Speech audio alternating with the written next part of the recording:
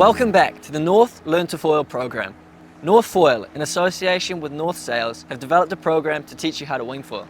I'm Jeremiah McDonald, I'm your North Foil Pro instructor. In this session 2, I'm here to teach you how to tow foil. The object of tow foiling is to get riders accustomed to the feeling of flying the foil above the water. This allows riders to get used to balancing and steering the board using their body weight. Tow foiling is a lot of fun and it's quite safe, but always remember to wear the correct safety gear. Every session, I always wear my helmet, my impact vest and a wetsuit. Now we need to work out which is your dominant foot. To do this, the best method I recommend is asking a friend to come in and give you a push from behind. So I'm going to stand with my feet equal distance apart and close my eyes with a straight back and ask her to give me a push.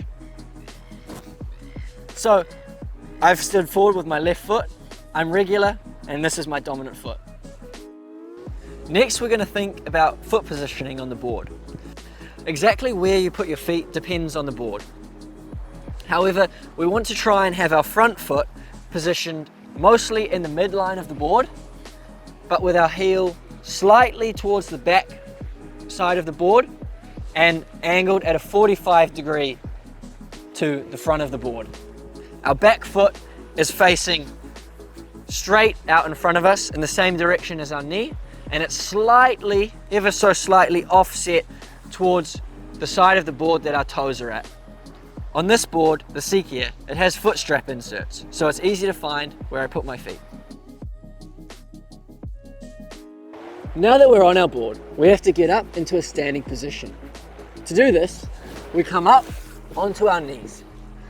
Instead of having our knees parallel to each other, we place our knees offset. My dominant foot is closer to the nose of the board.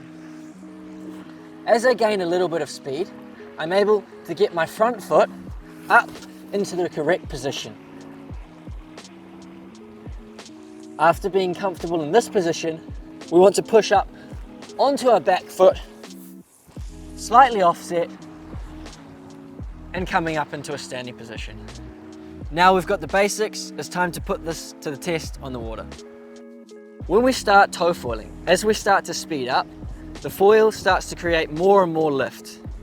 This lift is coming from the front of the board and rising up. So to keep the foil from throwing us out of the water, we want to push down on our front leg. How we do this is by moving our hips forwards, which places more weight onto the front leg relative to the back leg. Once you're comfortable with the feeling of riding the board without foiling, we want to have our first go lifting up onto the foil. To do this, we want to shift our weight off our front foot and towards the back of the board. We move our weight from our hips, pushing back and shifting the weight onto our rear leg. This allows the foil to rise up out of the water. Lying on the board with one hand holding the tow rope, we're going to wait until the boat starts to move.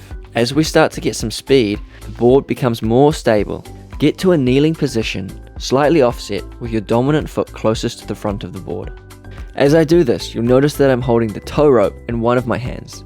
Next, I'm going to bring my front foot up into the position which we marked earlier. As soon as I'm comfortable riding like this, I'm going to push up off my back foot and come into a standing position, keeping my body low and my center of gravity down. The next step is just to get comfortable riding the board without foiling.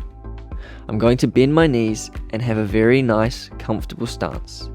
Keeping our balance is difficult, so we want to focus on leaning onto our toes and onto our heels to counter the direction that the board is moving. Once we're comfortable with this, we're going to focus on steering the board from a standing position. This is exactly the same concept as steering the board on your knees, except as your body is a little bit higher, it takes more balance. To steer the board towards the wake, I'm going to put pressure into my toes. To steer it away, I'm going to put pressure on my heels. While we're steering, we want to try and stay away from the turbulence from the wake. Now that I'm getting quite comfortable with the feeling of riding the board, it's time to increase the speed a little bit. As we start to speed up, the foil is going to create more lift. And now I'm just going to focus on keeping the foil down. I managed to do this by putting more weight on my front foot, which forces the nose of the board down and stops the foil from lifting out. To have our first little tiny flights on the foil, I'm going to slowly reduce the weight on my front foot and shift my hips slightly back, loading up my back foot. This is going to reduce the amount of force that keeps the foil from lifting, and it's going to begin to rise out of the water. I'm not trying to foil for long times straight away. At this time, I'm just trying to get the board to skim out of the water like a stone.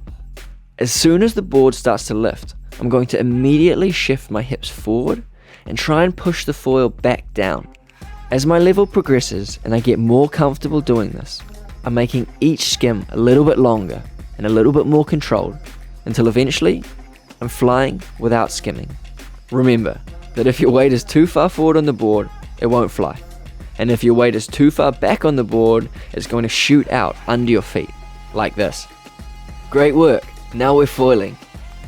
After practicing this and getting used to controlling the height of the foil, we need to practice steering the foil, just like before. And again, it's the same concept, steering by leaning on my toes and then on my heels. I can control the direction of the foil, just like we did on our knees and on the skateboard.